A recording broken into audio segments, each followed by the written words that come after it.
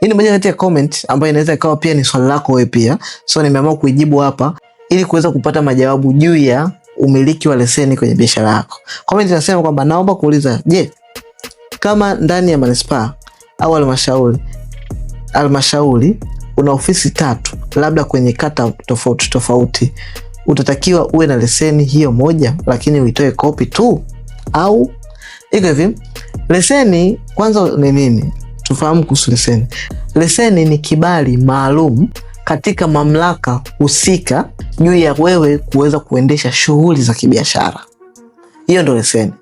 Na mara nyingi inakuwa ni kutokana na manispaa au halmashauri husika. Unapokuwa na biashara yako Kinondoni, umetengeneza ofisi, lazima kuwa na leseni ambayo itatoka manispaa husika ya Kinondoni, wewe kuwa na ofisi yako Kinondoni ya kibiashara. Hiyo moja.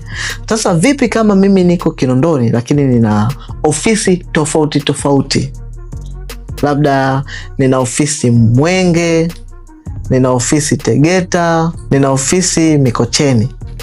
Hizi ofisi zote kwa sababu ni ofisi, zinajiendesha shughuli zake, zinafanya mambo yake, japokuwa zote ni zako, lazima uwe na leseni husika ili kuifanya ofisi hiyo ulioifungua kuwa legit kufanya kazi.